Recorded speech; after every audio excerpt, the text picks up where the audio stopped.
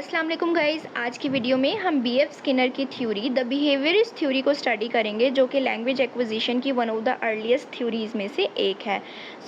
इन 1957 अपनी किताब verbal behaviour में स्किनर कहते हैं कि language is a behaviour that is learned, यानी लैंग्वेज को इटसेल्फ वो एक बिहेवियर कंसीडर करते थे जो कि लर्न किया जा सकता है थ्रू इंटरेक्शन। अब इंटरेक्शन किसके साथ हो रहा है? इंटरेक्शन विद इन्वायरमेंट और सराउंडिंग।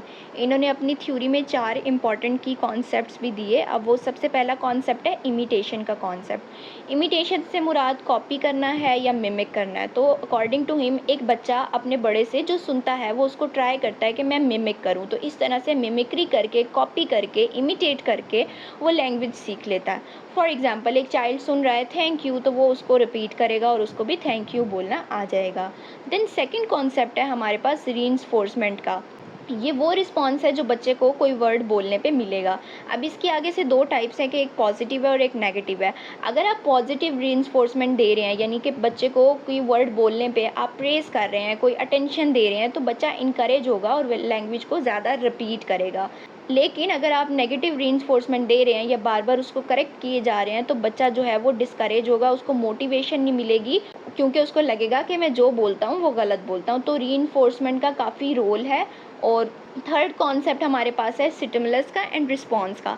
आप स्टिमुलस को ऐसे समझें कि ये कोई ट्रिगर है, या ये कोई भी एक्शन है, या ये कोई भी स्मॉल वर्ड है, या कोई भी स्टेटमेंट है जो ट्रिगर कर रही है एक बच्चे को, और वो फिर आगे से इन रिटर्न रिस्पॉन्स दे रहा है। तो लैंग्वेज लर्निंग जो है वो शेप ही कंडीशनिंग के ज़रिए की जाती है, यानी आगे से बच्चे को कैसा रिस्पॉन्स मिल रहा है, बच्चा उस तरह से फिर सीखता है। कि एग्जाम्पल समझते हैं कि कोई बात एडल्ट बोल रहा है, तो वो बच्चे के लिए इट्स अ ट्रिगर, क्योंकि हो सकता है एडल्ट ने कोई क्वेश्चन किया हो, तो वो एक ट्रिगर है और बच्चे ने उस पर जवाब देना है, वो रिस्पॉन्ड करेगा और उसको अपने रिस्पॉन्ड करने पे आगे से रीइंफोर्समेंट मिलेगी, उसको रिस्पॉन्स मिलेगा। और वो क्या हो सकता है? वो प्रेज़ भी हो सकती है अगर उसने सही कहा है, या अगर उसने कुछ गलत कहा है तो आप उसको पोलाइटली करेक्ट कर सकते हैं। तो ये रिस्पॉन्स जो है वो बिहेवियरिज्म में आता है। फिर इसके बाद ये ऑपरेंट कंडीशनिंग की भी बात करते हैं। मतलब स्किनर कहते हैं कि ये स्किनर की ही टर्म है, और ये कहते हैं कि वो बिहेवियर जिनमें रिवॉर्ड्स मिलते हैं वो काफ़ी स्ट्रॉन्ग हो जाते हैं किसी के भी अंदर। इसकी एग्जांपल अगर हम समझें कि एक बच्चा अगर कह रहा है मिल्क, तो उसके पेरेंट्स उसको मिल्क दे भी देते हैं। तो बच्चे ने क्या सीखा कि मैं मिल्क कहता हूँ तो इसके बदले में मुझे रिवॉर्ड मिलता है, जो कि मिल्क की शक्ल में ही होता है। अगर क्लासरूम में जैसे टीचिंग स्टाइल है, टीचर जो है वो रेपिटिशन करने पे वो आगे से पॉजिटिव रीइंफोर्समेंट शेयर करें, यानी कि वो उनको आगे से मोटिवेट करें, उनकी प्रेज़ करें या उनको अटेंशन दें, तो लर्नर भी ज़्यादा मोटिवेट होगा।